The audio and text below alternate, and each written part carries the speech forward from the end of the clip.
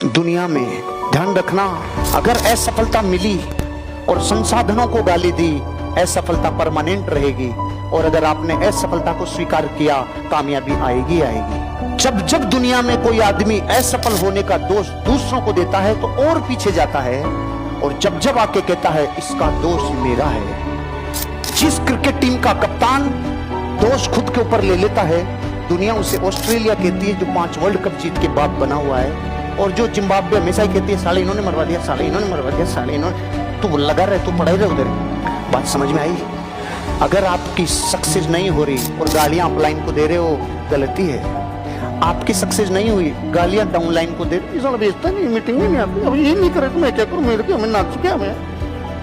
जिंदगी में अपनी असफलता का दोष कभी भी दूसरों को मत देना, अपनी असफलता को स्वीकार करना। गलती अपने से हुई है, गलती अपने को माननी है।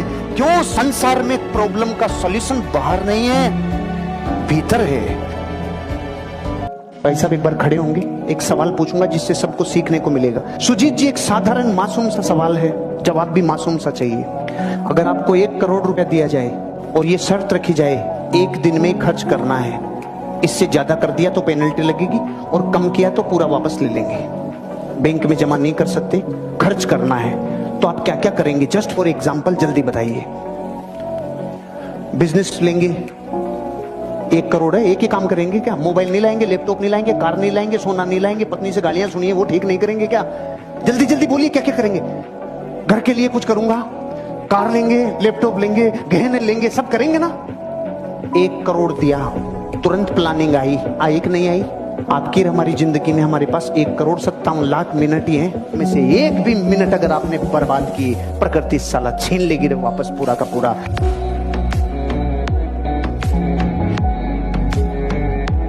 एक औरत अगर उसे ये पता चल जाए गृहिणी को कि मुझे 100 साल बर्तन मांजने, दुनिया की कोई औरत बर्तन नहीं मांजेगी, लेकिन वो क्यों मांज लेती है?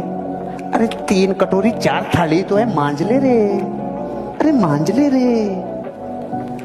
आप सोचो, मेरे यहाँ पे कई बार हमने काम वाला रख लिया लेकिन भाग जाता है, तो चाहे आईटीसी हो भैया, चाहे आईटीसी का बापू हो, चाहे सुशीला को बर्तन मांजने कि नहीं मांजने, ये बात अलग है कि हम भी मदद करा देते हैं, आई एम गुड पति।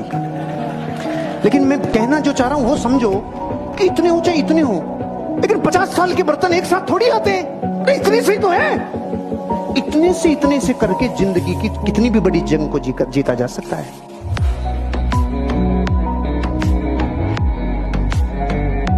बहुत सालों पहले एक ट्रक के पीछे लिखा हुआ था, अरे भैया घर पे तुम्हारा कोई इंतजार कर रहा है। पहले रोक लिया, इसको सोचा और मनन किया, क्या कह गया? ये कह गया, सावधान रहे, गलती मत करना, इंतजार कर रहा है, रस ले।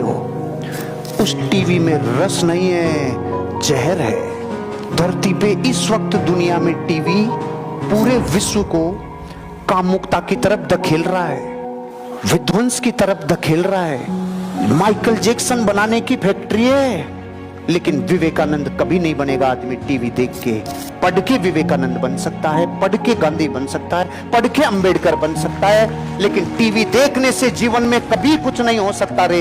19 साल से मैंने टीवी नहीं देखा। मेरे गुरुजी कहते थे जो टीवी देखता है वो टीवी में कभी नहीं आता। मैंने कहा कह दिया तो मान लिया। पहले त्याग और तपस्या करो, आपको परिणाम मिलना ही होगा। आप जितनी ज्यादा सरेंडर करेंगे अपने आप को ड्रीम के लिए, पूरी अदृश्य ताकतें आपके साथ लग जाएगी काम करने के लिए। मैंने आपको बोला था जब आप किसी चीज को इतनी बेइंतहा काम से करते हैं तो अदृश्य शक्तियां आपके साथ लग जाती है काम करवाने के लिए। आज आप सबको कह रहा हूं, अदृश्य पावर्स के ऊपर यकीन रखना।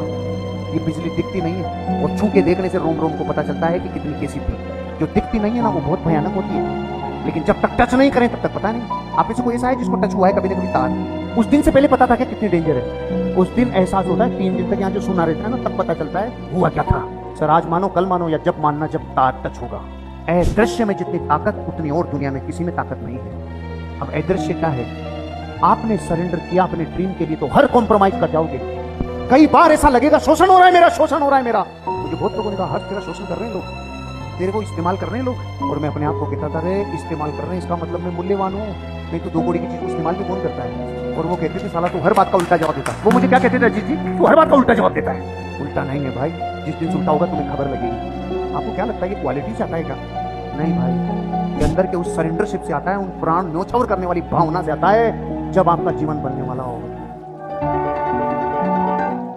मेरे देश के करोड़ों लोग अनिद्रा से तकलीफ में हैं, नींद डिस्टर्ब है। इस नींद का इलाज बताइए पैसा। मैंने उनको ये भी पूछा था, मतलब सर खाने का और सोने का क्या होता है?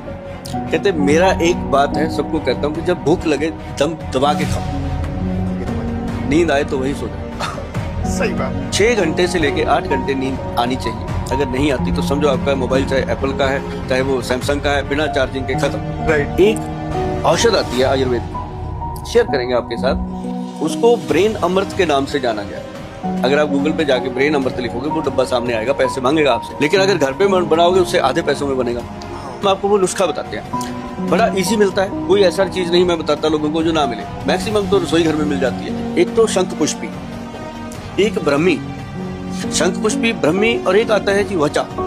तो बेस्ट चीज है वचा, और फिर उससे भी बेस्ट एक और चीज है, वो है जटामांसी।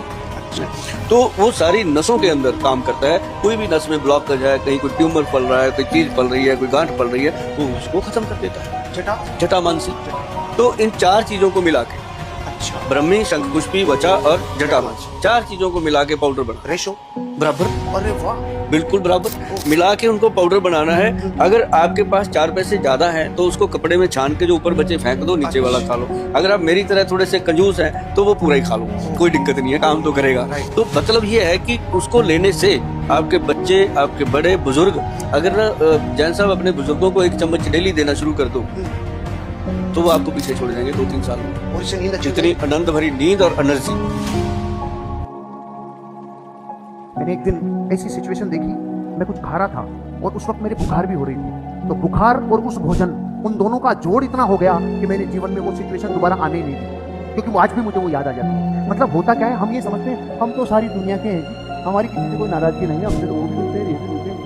आपको खबर नहीं है कि आप अपने ब्रेन का जो अटेंशनल स्पेस है, जो इतना सा था, उसमें आपने वो लोग भी रख रखे हैं जो आपके गोल के अगेंस्ट हैं। आपने उन लोगों से भी दोस्तियां कर रखी है जो आपकी ऑर्गेनाइजेशन से एंटी है। आपने उन लोगों के, उन व्यक्तियों, उन घटनाओं, उन वस्तुओं से आज भी तारतम्य बना रखा है जो आपकी चीजों से जुदा है।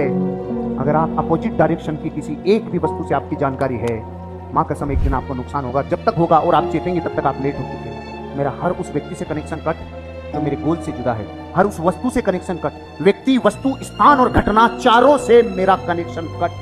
क्यों? सरेंडरशिप तभी आ सकती है सर, तभी आ सकती है। मैं आपसे ये कहना चाहता हूँ, अपनी योग्यताओं को देखकर आप ये मत सोचना कि आप तो सब संभाल लेंगे। भगवान ने अटेंशनल स्पेस थोड़ा सा दिया है। यहाँ अगर 100 है तो जो अटेंशनल स्पेस है वो 2 है। इसमें कितने व्यक्तियों को, कितनी घटनाओं को, कितने स्थानों को और कितने लोगों को रखोगे, सरेंडर नहीं कर पाओगे, कोई भी भटका देगा। सरेंडर, आपको अपने ड्रीम के लिए सरेंडर करना होगा, तब पैशन जागेगा, तब असली इंसान की ऊर्जा आपकी जागेगी, तब काम होगा। Build and nurture A tribe. किसी एक इंसान को उठाओ भाई, एक नया आदमी आपकी टीम में आता है, एक नया ग्राहक आपके साथ जुड़ता है। उसे जीवन में जब आप पहली बार मिलते हो तो ऐसा है जैसे वो बिल्ड होना चाहता है। एक इंसान जो कुछ नहीं जानता, उसे बिल्ड किया जा सकता है, उसे नर्चर किया जा सकता है, जैसे एक ट्राइब को, एक जनजाति को नर्चर किया जा सकता है। मतलब ज्ञान से, नॉलेज से, आपकी स्किल से किसी का भी निर्माण किया जा सकता है कि नहीं? आप आज से 1 साल पहले जैसे थे, क्या आज वैसे हो? और बिल्ड हो गए, और नर्चर हो गए, और क्वालिटी एनहांस हो गई। ये कैसे होता है? जब हम किसी को बिल्ड करते हैं और नर्चर करते हैं। एक बुनियादी अपूर्ण आवश्यकता को संबोधित करें। एक बुनियादी चीज है लेकिन अपूर्णता है और आवश्यकता भी है, तो संबोधन करो, संबोधन करो। कभी पीछे मत हटो, कभी ये मत सोचो कि यहां जरूरत नहीं है, संबोधन करो।